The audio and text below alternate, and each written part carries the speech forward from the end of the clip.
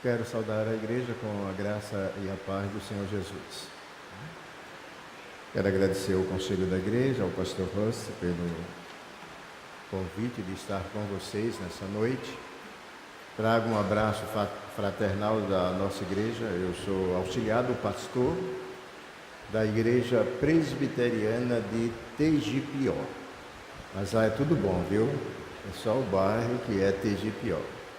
E também um abraço da Secretaria Nacional da Pessoa Idosa, na qualidade de secretário nacional, né? Nós temos percorrido o Brasil inteiro, trabalhando essa questão do envelhecimento, né? Domingo passado eu estava pregando em Campo Grande, no Mato Grosso do Sul, hoje estou aqui. Próximo domingo eu estou em Campina Grande, na Paraíba, e peço a oração, as orações dos irmãos, né? Por conta dessa caminhada. É um trabalho que nós abraçamos, né, de divulgação, de orientação, de motivação, para que as nossas igrejas que estão envelhecendo assim como o Brasil está envelhecendo de uma forma muito rápida, que a gente possa começar a pensar em políticas eclesiásticas para o envelhecimento dentro da própria igreja. Nós temos mais de 16% de membros presbiterianos, né, com mais de 60 anos. Temos uma SAF com mais de 60% idosos. Uma UPH com mais de 40% idosos. E em 2025 o Brasil será a 6ª nação em quantidade de idosos no mundo. E há já uma preocupação. Quem cuida de quem amanhã? E a igreja precisa começar a despertar. O apóstolo Paulo, em certa ocasião, disse que aquele que não cuida dos seus é pior do que o íntimo. Então a gente precisa começar a pensar nisso. A responsabilidade do cuidado do idoso, primeiro, família, segundo, sociedade, terceiro, governo. O governo é o último. Então a gente começa a pensar isso. Mas essa noite eu não vim para falar sobre idoso, porque eu já falei ontem, já falei hoje pela manhã, lá na igreja do bairro do Limão, e quero trazer um texto para a gente refletir um pouco com relação a nós mesmos, do ponto de vista de igreja, corpo de Cristo. Dentro dessa perspectiva, eu gostaria que cada um, nesta noite, pensasse em você, como sendo esta igreja, corpo de Cristo. E como Deus espera que você haja como esta igreja, corpo de Cristo. E para isso eu vou ler um texto que está no livro de Atos, no capítulo 20. Atos 20. Os versos vão do 7 ao 12, Atos 20, 7 a 12. A versão que eu vou ler diz o seguinte: no primeiro dia da semana, reunimos-nos para partir o pão, e Paulo falou ao povo. Pretendendo partir no dia seguinte, continuou falando até meia-noite. Havia muitas candeias no piso superior onde estávamos reunidos. Um jovem chamado Eutico, que estava sentado numa janela, adormeceu profundamente durante o longo discurso de Paulo. Vencido pelo sono, caiu do 3º andar. Quando levantaram, estava morto. Paulo desceu, inclinou-se sobre o rapaz e o abraçou, dizendo: não fiquem alarmados, ele está vivo. Então subiu novamente, partiu o pão e comeu. Depois continuou a falar até o amanhecer e foi embora. Levaram vivo o jovem, o que muito os consolou. Que Deus aplique em nosso coração a porção da sua palavra lida nesse instante. E que lições nós podemos tirar desse texto para vivenciarmos esta igreja, corpo de Cristo. Como nós podemos, a partir desse incidente, trabalhar a igreja para ser segmento do Senhor Jesus. Muitas vezes nós nos colocamos apenas como seguidores de Jesus. mas nós precisamos ser mais do que seguidores. Nós precisamos ser segmentos, porque o segmento é aquele que dá continuidade, é aquele que continua a obra. E esta missão foi dada a cada um, porque o próprio Jesus Cristo, em certa ocasião, ele vai dizer: assim como o Pai me enviou, eu vos envio. Assim como, de igual modo, de igual forma. A diferença é porque nós não podemos executar o sacrifício vicário. Mas fora disso, de igual modo, nós recebemos de Cristo a missão que Deus deu para Ele. Mas pastor, e o que é que isso tem a ver com o texto? O texto é de uma tragédia. A igreja está reunida no domingo assim como nós estamos. E de repente, acontece um acidente, não é? Um acidente. E aí cria-se toda uma situação de desespero para aquela igreja, mas que no fim do texto a gente vê que todos saíram alegres, não é? Mas por que isso aconteceu? O que é que levou essa igreja que passou por um momento tão difícil naquele domingo à noite, quando estavam todos preparados para a celebração da ceia, para uma vivência de uma comunhão tão grande, com a presença do apóstolo Paulo lá, e de repente acontece uma coisa que tira o foco daquele momento. Mas é uma coisa importante, porque a gente vê nesta igreja, que passando por aquela dificuldade momentânea, ela era uma igreja que tinha uma comunhão muito grande com Deus. E a prova dessa comunhão está no milagre da ressurreição de Eutico. Se a gente puder falar que aquele momento foi um momento de ressurreição, porque nós estamos muito acostumados a falar em ressurreição de Lázaro, do filho da viúva de Naim, da filha de Jairo, mas a gente sabe que a ressurreição primeira é a de Jesus Cristo, por isso que ele é a primícia da ressurreição. O que aconteceu foram avivamentos, pessoas que morreram e foram avivadas, tornaram a viver e depois morreram fisicamente. Mas não deixa de ser um milagre, não deixa de ser um milagre. Cair lá do terceiro andar, morrer e depois voltar a viver, um milagre. E esse milagre acontece dentro da igreja, de uma igreja que tinha uma comunhão com Deus. E essa igreja estava situada na cidade de Trode. E era interessante que Paulo visitava sempre essa igreja. Até quando ele está preso lá em Roma, ele escrevendo a Timóteo, ele vai dizer: olha, quando vocês vierem, passa lá em Trode, pega a minha capa, pega os livros, os pergaminhos e etc., como se ele fosse uma base missionária de Paulo. Paulo tinha uma característica de viagens. Mesmo sendo na orientação do Espírito, Paulo tinha um cuidado com uma igreja muito grande.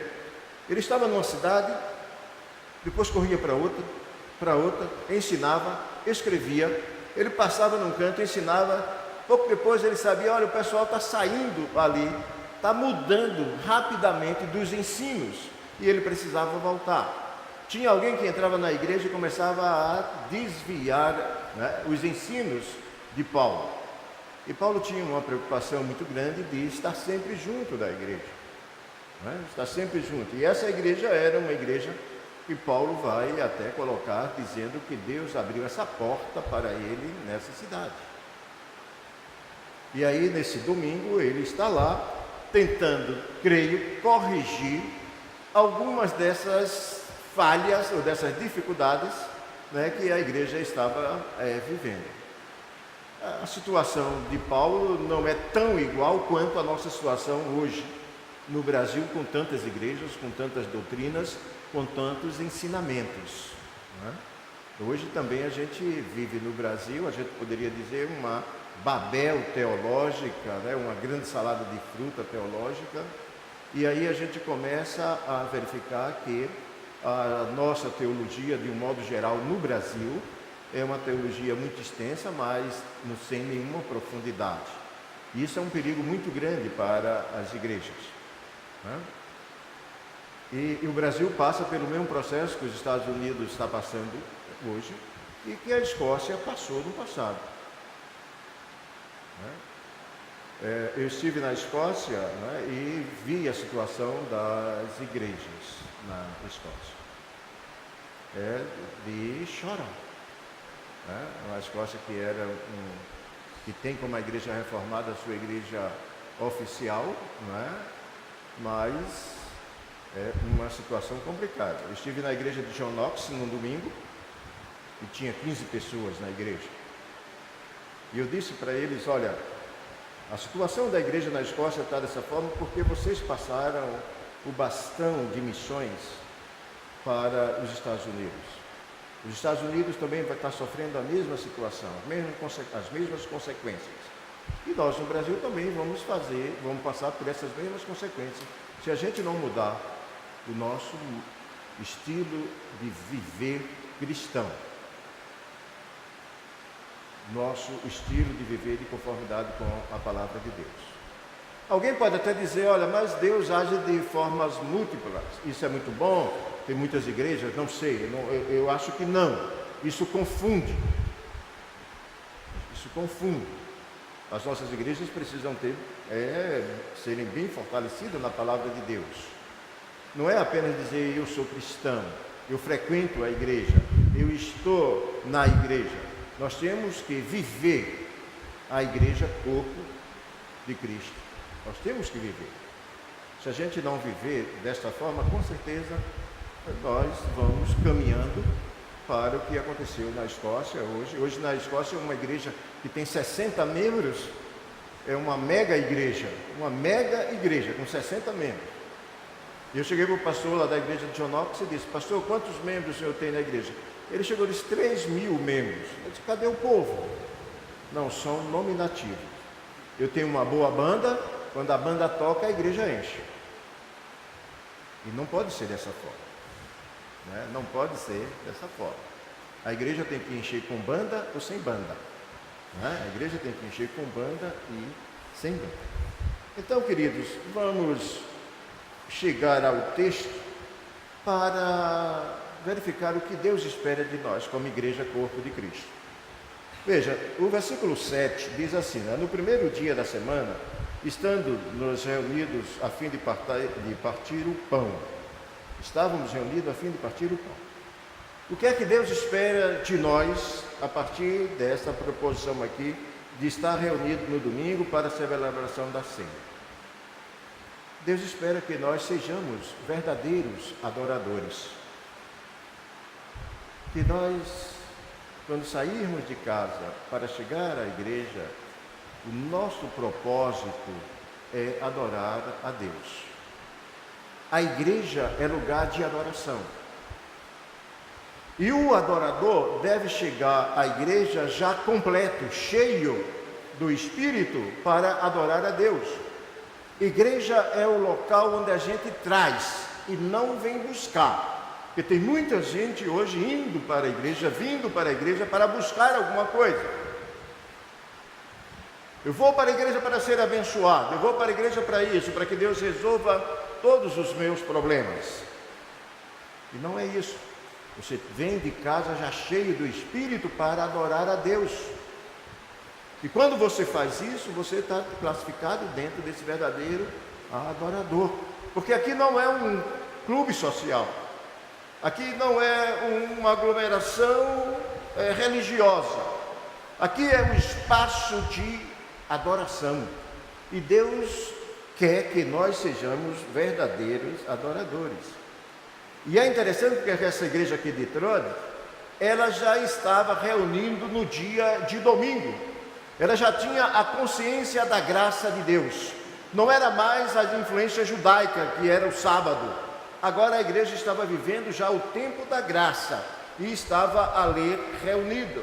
E aqueles irmãos tinham o único propósito de adorar, porque Deus espera de nós que o adore, porque já chegou a hora em que os verdadeiros adoradores o adorem em espírito e em verdade.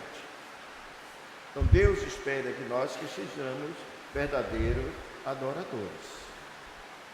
Então venha para a igreja com o coração cheio para adorar ao Senhor. Esse é o primeiro ponto que nós precisamos trabalhar nas nossas vidas. Adoração a Deus. Primeira coisa. Primeira coisa. Aqui é lugar, eu sei que você poderia me dizer assim, pastor, mas eu posso adorar a Deus em casa, em qualquer lugar? Pode. Pode. Mas é aqui, na casa de oração, na comunhão dos santos, onde nós temos um propósito de, nessa comunhão, nos aproximarmos cada vez mais de Deus. É aqui onde a gente, através da leitura da palavra, do cântico, das orações, até da exposição da palavra, que a gente vai se edificando. Se você não vir para a igreja cheio do Espírito, certamente o sermão não vai prestar. Certamente os cânticos também não vão prestar. Tudo que vai acontecer não vai prestar, não vai lhe agradar, porque você não veio para adorar, você veio para buscar. E aquilo que você viu dentro da igreja como um propósito de culto, não preencheu o vazio que você está, ou estava. O importante é que venha para adorar a Deus na igreja. E quando a gente faz isso, tudo aquilo que acontece dentro da igreja é válido para o adorador. Ainda no versículo 7, o texto diz assim, não é que Paulo, que devia seguir a viagem no dia imediato, exortava-o e prolongou o discurso até meia-noite. Olha que coisa interessante, até meia-noite. O que é que a gente vê nesta igreja? Uma igreja que dava prioridade à pregação do Evangelho.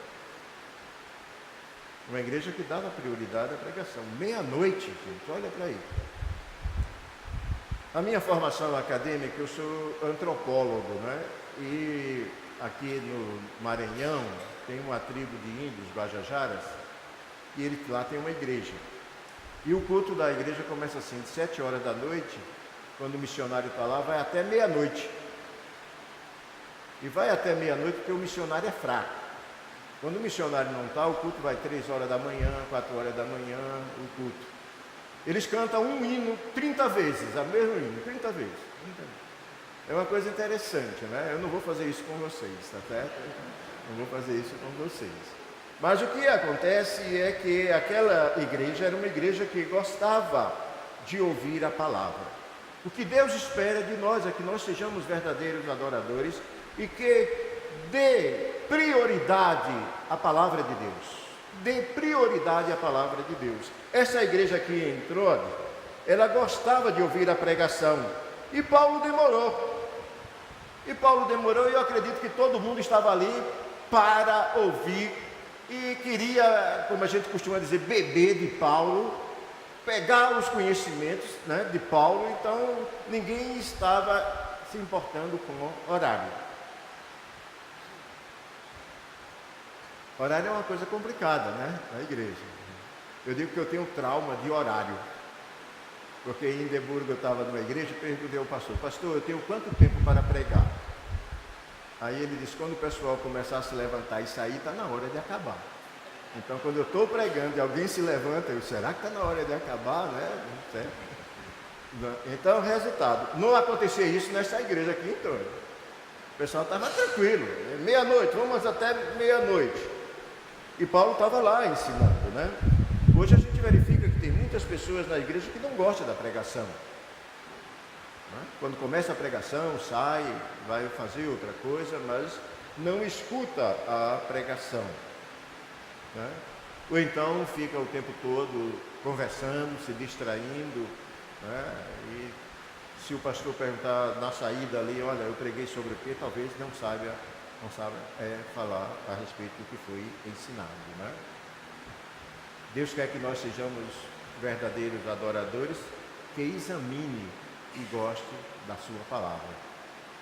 E isso é muito importante. Eu li certa ocasião que foi nos Estados Unidos convidado um pastor da Coreia para pregar lá, e era um ginásio desses de esporte, coisa grandona, nesses eventos grandes, e 2 horas de louvor, só louvor, 2 horas. Quando o passaram a palavra para o pastor, ele disse, o senhor tem 15 minutos para pregar. Ele disse, eu voei 36 horas para chegar aqui. E vocês vão me dar 15 minutos? Eu só vou dar a bênção e vou embora. Aí criou um clima, né? E ele disse, não prego 15 minutos. Eu vou pregar no mínimo lá 1 hora, etc. E eu sei que terminaram deixando ele pregar 1 hora. Mas depois de tudo aquilo que aconteceu, a palavra era apenas um acessório. E não pode ser. Na nossa vida, a palavra de Deus não pode ser um acessório. Porque é vida, é modo. Veja, como é que o povo vai ver em mim ou em vocês o reino de Deus, se nós não vivermos de acordo com a palavra? É muito fácil dizer, eu sou membro da igreja presbiteriana, eu sou dizimista, eu sou isso, eu sou pastor, eu sou presbítero. E o povo está vendo a gente, em nós, o reino de Deus? As nossas ações, elas estão de acordo com o reino de Deus? Eu estou parando o meu carro em cima da faixa do pedestre? Eu estou usando, eu posso, tá? Usar o lugar do idoso, certo?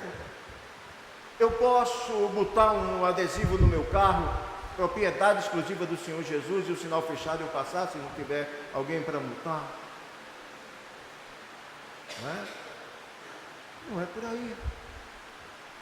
A igreja crescia em Jerusalém, sabe por quê, queridos?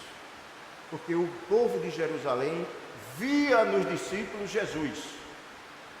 Via no discípulo Jesus.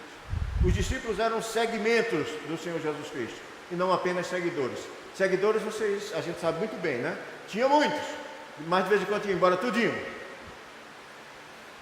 Mas aqueles que assumiram como segmento de Cristo foram até a morte. Eu não estou pedindo para vocês morrerem, eu estou pedindo para que vocês dêem prioridade à palavra de Deus e viva como Deus.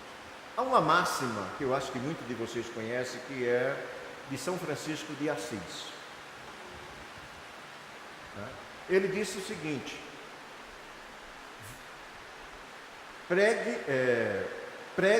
o Evangelho o tempo todo.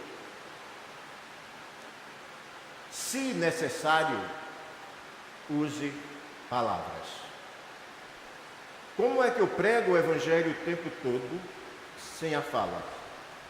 Com a minha vida, com o meu comportamento, com o meu testemunho. E é isso que faz a igreja crescer. E é isso que faz com que as pessoas vejam em nós o rosto de Cristo. Por isso que precisamos viver o cristianismo. Não é só ser cristão, que é muito fácil, eu sou cristão. Não é só ser cristão, porque no Brasil a cultura cristã ela é comum. Nós conhecemos a história.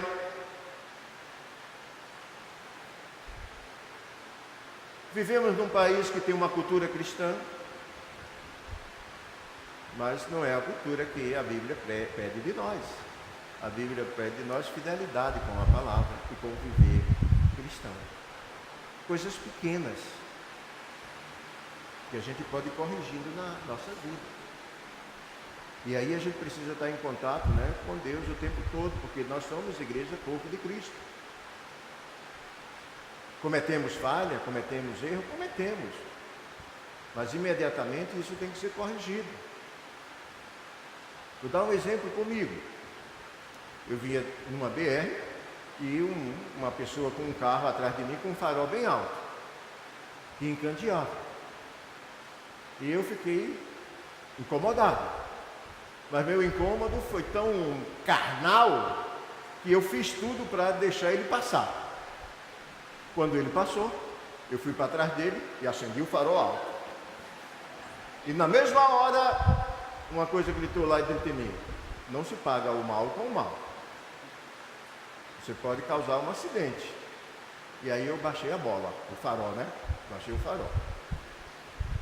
Essas coisas pequenas que muitas vezes nós achamos que não tem influência na nossa vida cristã, mas tem. Mas tem. Se você quer ser essa igreja, corpo de Cristo, você tem que ser verdadeiros adoradores, que dá prioridade à palavra. E eu quero dizer para vocês que não sou eu que vou dizer isso, mas eu vou ler de Paulo, escrevendo aos Romanos. Ele diz que a fé vem pela pregação e a pregação pela palavra de Cristo. Paulo está querendo dizer que aquele que não gosta da pregação, que aquele que não gosta da palavra, é incrédulo, não tem fé. Não tem fé. É interessante isso. Vamos para o versículo 8, né? Diz assim: havia muitas lâmpadas no cenáculo onde estávamos reunidos. Ora, Deus quer uma igreja que o adore, Deus quer uma igreja que priorize a sua palavra, mas Ele quer uma igreja que seja a luz do mundo. O profeta Isaías disse que sairia de Jerusalém uma luz que iluminaria todos os cantos da terra. E essa luz saiu lá de Jerusalém, no dia de Pentecostes, e veio parar aqui na rua Helvética, que são vocês. Vocês são essa luz do mundo. Jesus Cristo disse que nós somos a luz do mundo. Ele passou para nós. Isso, veja, assim como o Pai me enviou, ele não era luz, não é a luz maior, e agora ele passou essa luz para nós, para sermos luz do mundo. Quando ele diz assim que nós somos a luz do mundo, nós somos o sal da terra, Jesus Cristo usa duas figuras de linguagem muito conhecidas do povo hebreu. O sal, ele se refere lá em Crônicas, não é? Quando Deus faz uma aliança com o seu povo, uma aliança de sal, uma aliança eterna e perene. Perene é uma aliança viva. E nós somos sal não para salgar, nós somos sal para saborizar a vida dos homens. Porque nós temos esse sabor para a vida dos homens, que é o Senhor Jesus Cristo. Então nós somos sal para saborizar e luz para iluminar. O local onde a igreja estava reunida, lá em Crônicas, estava, eu fico imaginando como aquilo estava bonito, né? De tantas lâmpadas acesas, ao ponto do escritor sagrado registrar esse detalhe, não é? Registrar esse detalhe. Mas isso nós podemos aplicar às nossas vidas, não é? Eu sei que naquela noite lá, naquele culto, as pessoas trouxeram suas lamparinas e projetando, talvez para caminhar na rua, para iluminar, né? Não tinha luz elétrica e o culto ia ficar até meia-noite, e trouxeram em quantidade, não é? E isso significa que cada crente tem que ser participante, cada crente tem que cooperar com a igreja, com o momento de culto, cada crente tem que fazer a sua parte. E cada crente tem que ser luz, porque não adianta criar grandes templos luxuosos, bonitos, se as pessoas que vão fazer parte não têm a luz de Cristo. Não vai servir para nada. Por isso que nós precisamos, né, nos tornarmos essa luz, para poder dar esse testemunho da verdade. Templos faraônicos, se não houver nele a luz espiritual de Jesus, não serve de nada. E o que cobra-se de nós, queridos, é um testemunho de vida, dentro da igreja e fora da igreja. E lá fora, muito mais. Lá fora, muito mais. Nós precisamos ter esse cuidado, né, de sermos verdadeiramente a luz do mundo em Cristo Jesus, até o dia que Ele volte. Porque nós somos segmento. Jesus poderia ter resolvido o problema, mas Ele deixou a igreja. Então, até a sua volta, somos nós que temos que fazer a sua obra. Nós somos aqueles que devemos adorar a Deus, não é? Ser verdadeiros adoradores, priorizar a palavra de Deus, isso é muito importante, não é? Nós temos que ser a luz do mundo, mas o versículo vai continuando aí, né?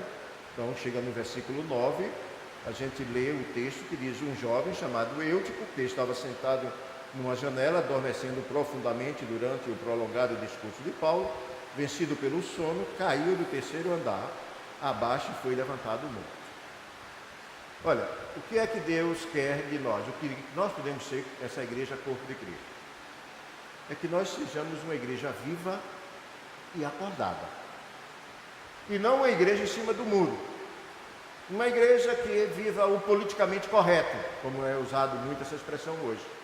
Deus espera de cada um de nós que nós sejamos essa igreja viva e acordada. Sabemos que a igreja é formada por pecadores arrependidos, né? E por isso nós somos ainda imperfeitos. A glorificação é só na eternidade, né? Assim, esse jovem Eutico lá, né, sentou-se na janela. Eu creio que a igreja estava lotada, não tinha lugar para sentar. Aí ele foi e sentou numa janela, né? Sentou numa janela. E em determinado momento ele deve ter dado aquele tradicional cochilo, né? Que a gente deu uma pescada, né? E nessa pescada ele caiu.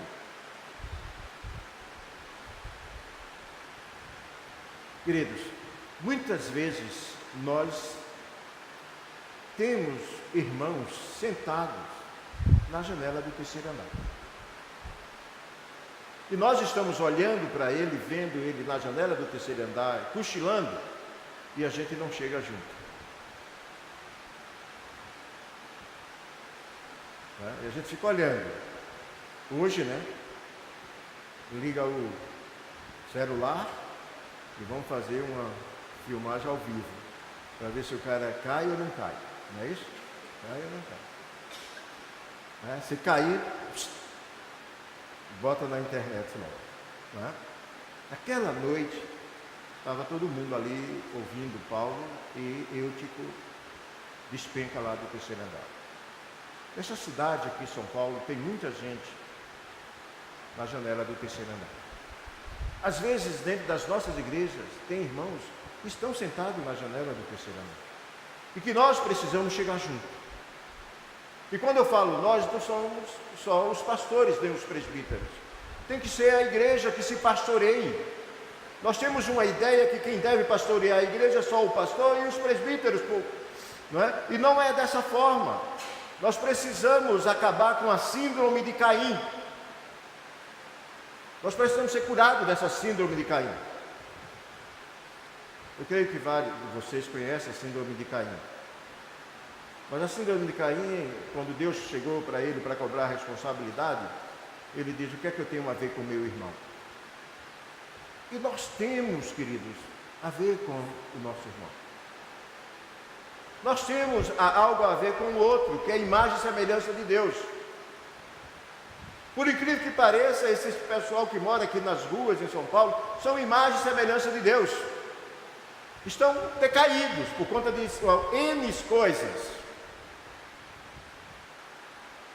E nós precisamos olhar para o outro dessa forma. Não só os nossos irmãos. Lembra que Jesus falou que fora do redil dele tem muitas ovelhas que precisam ser alcançadas? Como nós não temos a presciência, né, ou a onisciência, nós não sabemos quem são os filhos pródigos que estão querendo voltar para a igreja e a gente não deixa voltar para a igreja.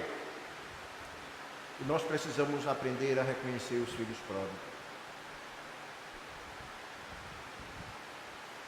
Eu creio que naquele momento que Eutico caiu, né? Eu creio, não tenho certeza, eu creio no sentido de fazer uma projeção humana. Nós somos pecadores, que alguém naquela igreja pode ter dito: se Paulo tivesse encerrado o sermão mais cedo, ele não tinha caído. Não tenho certeza se alguém disse, eu penso que alguém disse, não é? Paulo não devia ter pregado tanto. Sabe como é que é jovem? A gente prega, ele vai dormir, não é? Prega, diz que tem muitos sermões às vezes que é feito idoso quando entra no ônibus. O pessoal está sentado no lugar do idoso, quando o idoso entra, então todo mundo começa a dormir, não é? Para não dar o lugar para o idoso sentar, não é? Então começa a dormir. Então o que é que acontece? Houve, não é, um acidente, houve um erro de Eutico ali, ele cai, a comunidade desce, o culto que era vibrante agora passa a ser triste, né? Desce, e aí, olha, Paulo para toda a cerimônia e vai socorrer o jovem. Deus espera de nós, querido, como igreja, que nós sejamos essa igreja viva e acordada, uma igreja vibrante para o trabalho, uma igreja que não fique só nos bancos, que a igreja saia, que a igreja evangelize, que a igreja se divulgue, vá ao encontro do outro. Deus quer essa igreja, foi por isso que nós estamos aqui. Muitas vezes a gente diz assim, não, eu não sou missionário, mas eu dou oferta para missões e isso está resolvido. Tá não.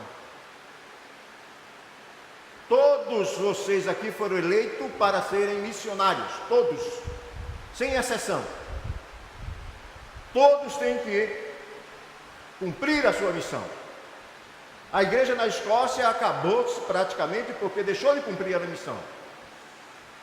E se nós não cumprirmos a nossa missão, a igreja no Brasil também acaba. Acaba no sentido de cada dia a gente vai passando para o outro. Você pode dar todo o seu dinheiro para missões, mas você não pode preterir a missão que Deus colocou para você. Eu creio assim, que Deus tem o plano que é dele. E Ele coloca a gente no plano dele. Ele não fez um plano para mim. Pastor Reginaldo, você está até aqui, esse aqui é o seu plano. Então você vai cumprir esse plano. Seria muito bom, porque quando eu cumprisse o plano, eu estava feliz da vida, né? Cumprir o plano de Deus. Mas não é assim. Deus tem o plano dele, Ele me colocou naquele plano, Ele mexe como Ele quiser. Porque o plano é dele. E Deus tem, vocês estão no plano de Deus. E vocês têm que cumprir a missão que Deus colocou para você. E de forma vibrante, nada de preguiçosos, nada de dormir sobre o muro. Deus quer uma igreja que trabalhe. Deus quer uma igreja que seja formada por povo vivo e fervoroso. Deus não quer uma igreja morna. Lá em Apocalipse diz isso. Deus não aceita uma igreja morna. Nas nossas igrejas hoje existem muitas pessoas caindo pela janela para o mundo. Por isso precisamos buscar ser essa igreja viva e acordada para o que acontece ao nosso redor. Continuando ainda no versículo 9, olha que coisa interessante. Deus quer uma igreja que abrace os mortos. E aí, pastor, a gente vai para o cemitério para abraçar os mortos? Claro que não. Aí fora, tem muitas pessoas mortas em delitos e pecados. Muito. Veja que Paulo desce, inclina-se sobre Eutico, abraça ele e diz, não vos perturbeis, a vida está nele. A relação de Paulo com Eutico é extraordinária. Paulo não desceu e chegou lá e viu ele morto e foi dizendo, quem mandou ele sentar na janela? Se ele não tivesse sentado na janela, não tinha caído. Se ele não tivesse cochilado, não tinha caído. Paulo não repreendeu em momento nenhum a situação vivida por Eutico. Não recriminou. Houve um erro estratégico de Eutico, houve, sentar na janela no terceiro andar. Naquela época não tinha grade, né, de proteção. Não é? Mas Paulo não condenou. Paulo não condenou. Paulo abraça ele. Paulo abraça. Olha para a igreja que estava ali e diz palavras de fé. Não vos perturbeis, a vida nele está. Olha que coisa linda. A vida nele está. A reação de Paulo para com Eutico não foi de reprovação à sua indolência. Desceu, viu o jovem morto, abaixou até ele, abraçou com amor, falou palavras de fé, e este amor caloroso no Espírito faz com que Eutico ressuscite. Esse amor caloroso que Jesus teve por Lázaro e por outras pessoas. Queridos, muitas vezes nós queremos abraçar aqueles que são próximos de nós. É muito bom, né? Os irmãos abraçam uns aos outros. Mas lá fora,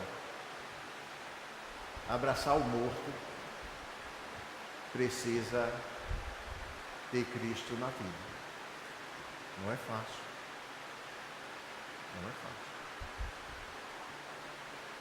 Eu fui pastor de uma igreja no centro da cidade do Recife, a Igreja Presbiteriana da Boa Vista. E um dia de domingo pela manhã, a igreja é parecida com essa, não sei se vocês conhecem, mas você vê que é uma igreja bem parecida com essa frente também, tá? Mas ela é uma igreja onde não tem esse espaço que você tem, porque quando houve a ampliação da avenida, tirou todo o espaço e ficou só a calçada. E por ser uma igreja com estilo neogótico, né, ela tem mendigos na porta. Então, no dia de domingo, ficava lá os mendigos na porta para pedir ajuda, porque muitos deles pensavam que a igreja era católica, né? Certo? E aí um dia uma irmã chegou para mim e disse assim: pastor, o senhor tem que tirar esses mendigos da porta da igreja, porque eles enfeiam a nossa igreja.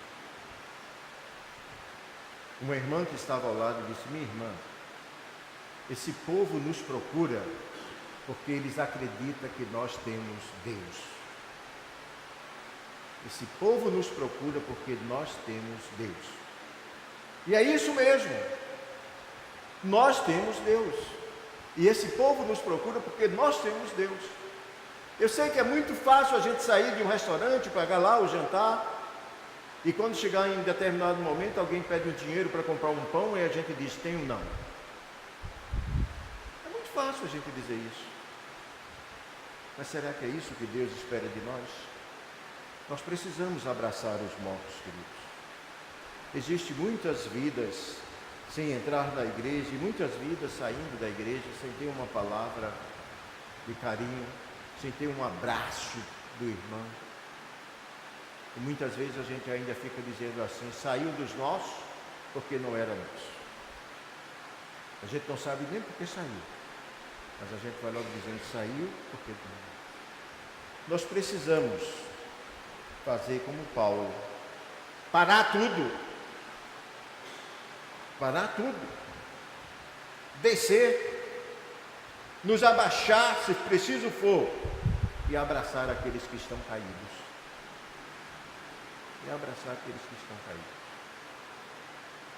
É essa a igreja que Deus espera de nós.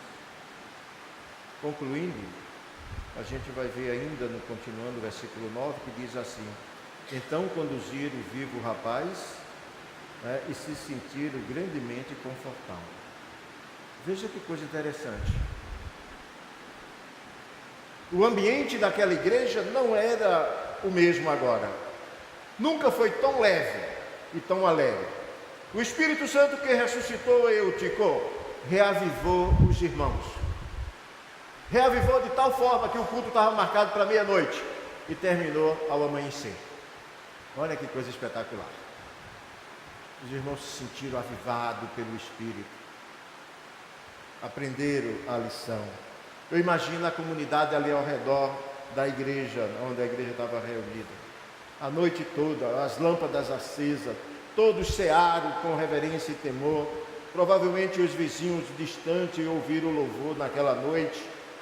Tudo isso porque a igreja, na verdade, tinha comunhão com Deus. Uma igreja com comunhão. E Deus operou maravilha no meio da igreja. Quando a igreja serve ao Senhor com alegria, diz o Salmo lá 100, não é? Deus opera maravilha no meio do seu povo. Deus opera maravilha. Agora, quem é a igreja? Somos nós. Não é esse templo aqui. A igreja somos nós. E Deus só opera maravilha se nós vivenciarmos realmente a igreja. Não adianta a pessoa chegar e dizer: pastor, a igreja lá tal é uma bênção. Sim, a igreja é uma bênção. Mas quem é que faz a igreja ser uma bênção? Os membros da igreja. Quem faz a igreja ser operante, viva, eficaz, são os membros da igreja. É quando a igreja consegue compreender que ela tem que se pastorear, ela tem que cuidar um do outro, assim, porque somos corpo, e quando a gente tem algum problema de saúde, a gente vai logo o quê? Procurando resolver o problema. Não vai passando para o outro, não vai com a síndrome de Caim, vai tentar resolver. Vai chegar junto.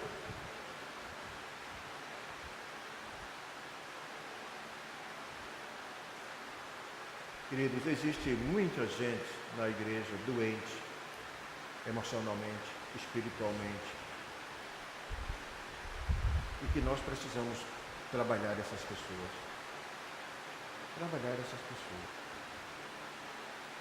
Nós precisamos parar de olhar o defeito do outro irmão e olhar para ele como imagem e semelhança de Deus.